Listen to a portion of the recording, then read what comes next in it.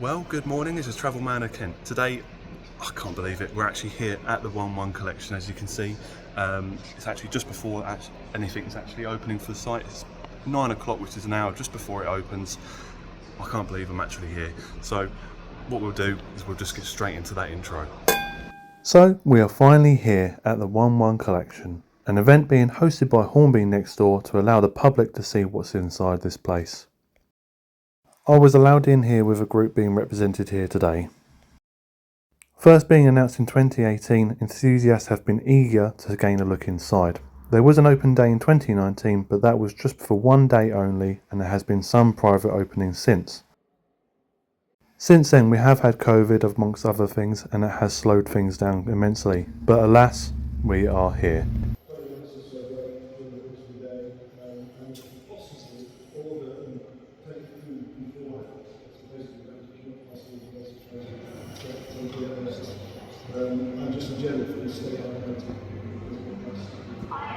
So after the morning briefing for today's open day, as you call it, let's have a little pre-look around and see what they've got here.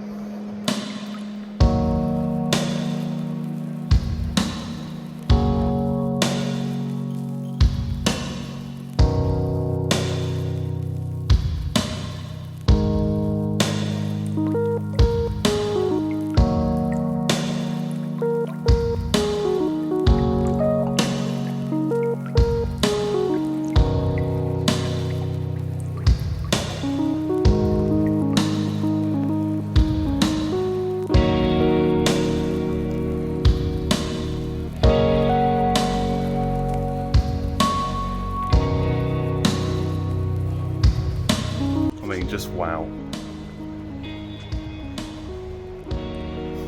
Can't beat it. Like, this is just amazing.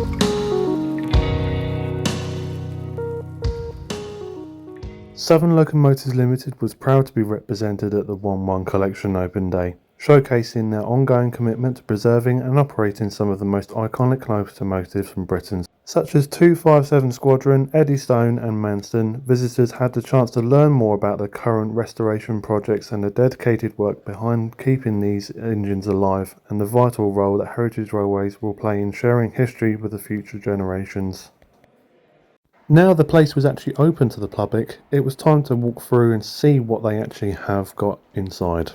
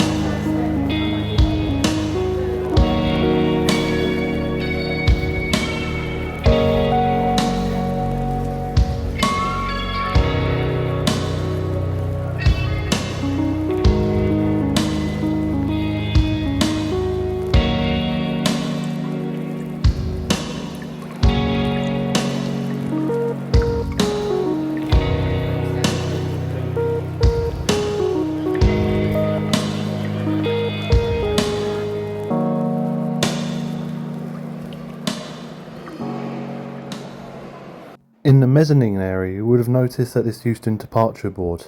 Turns out this was actually donated by Network Rail when Euston had its departure boards modernised, and it is actually in sync with the current departures at Euston itself.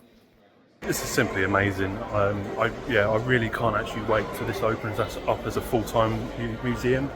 It is going to be fantastic. Obviously, at the moment, as you can see behind me, there were quite a fair few lanes empty because obviously things have been going in and out, such as recently with Royal Scot coming in. It replaced Bitton with its water tender as well. So the Bitton is now at crew getting overhauled, ready to get onto the main line to take its place. Royal Scot is waiting overhaul as we speak. So yeah, it's going to be a fantastic place. It really is. The fact that it's more or less going to be like a developing museum, in the case that, like I said earlier, you're going to have locos in and out from here, and that won't just be Locomotive Services Group's locos. That can be also locos from like the Bluebell Railway or Leader, which you can see just behind me there. So there will always be something different most of the time when you come here, which is going to be brilliant. It's just wonderful to finally be here after so many years of it since being announced. And I'd be happy to come back here anytime once there's something different. It is just brilliant. Brilliant. Peter's Railway is a fun kids book series where Peter and his grandpa build their own steam railway, mixing adventure with real railway facts. They also do engineering days at Heritage Railways. I'd highly recommend watching their YouTube channel. Next up was AIMRIC, or the Ashford International Model Railway Education Centre. AIMRIC is an ambitious project to develop an exciting, innovating and immersive visitor attraction for families and hobby enthusiasts based down on the display and interpretation of model railways. AIMRIC has a collection of notable model railways including Gresley Beat, Pempole and the winning layouts from the 2019 series of Channel 5's Great Model Railway Challenge. With many other layouts to create an exciting visitor attraction has broad appeal to families and hobby enthusiasts seeking entertainment, education and inspiration preschool to old school. Amongst other stands you had the Sittingbourne and Kemsley Light Railway with their Brazil class Leader in the entrance. You also had the East Kent Railway with a stand. And you also had the 4 Sub Association with their 4-car unit actually at the 1-1 collection, as you can see behind. With the Great North Eastern Railway saloon car behind, let's continue this tour around site and see what they have.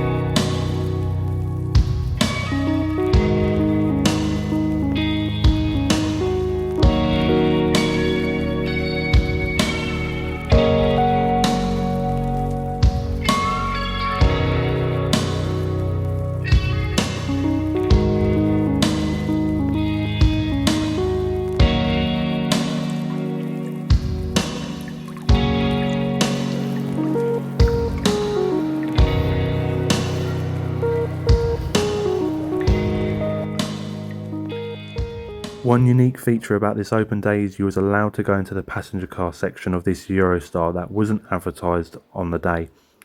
I must admit, they've done a fantastic job in getting this preserved and getting it back to a standard that you would surely remember from the 90s to the early 2000s.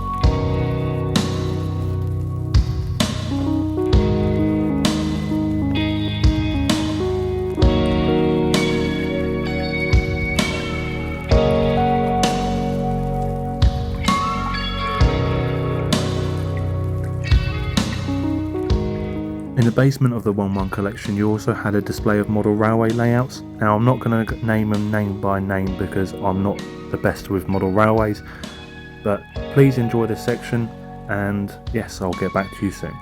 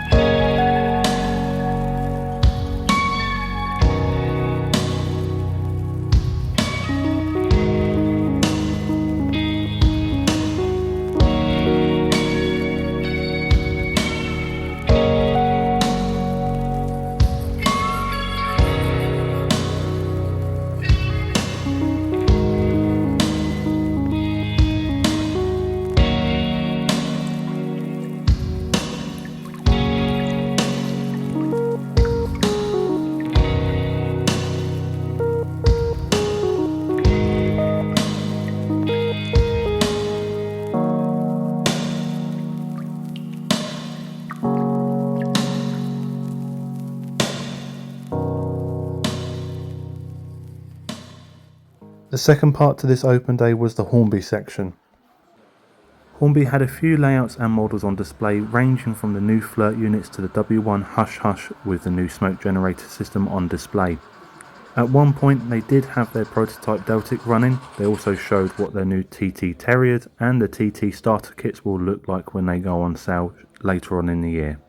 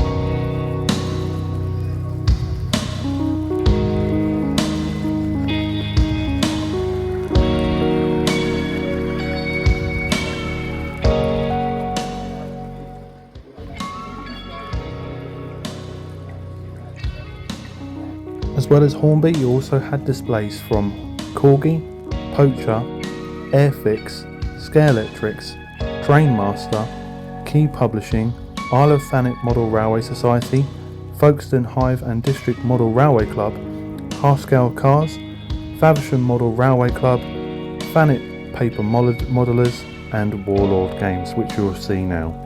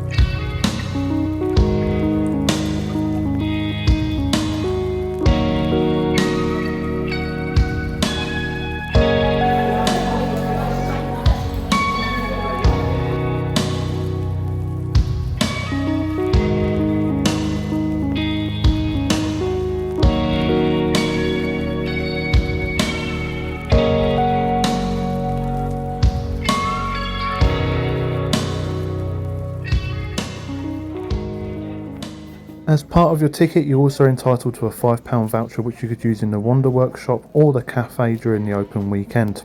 So I got myself 2 sausage rolls and a biscuit worth a £5. It was delicious. Well, what a place. Yeah, absolutely fantastic. I'm really happy that this place is actually finally open, just for obviously an open day. Just remember, it's not actually open now until they actually select a day for that, because it still has got a lot of work to do with it, regards to the internals. Obviously there's locos that will be coming in and out regarding to overhaul situations, but that's the best thing about it. It's going to be a developing museum, so it'll always be different whenever you come back here.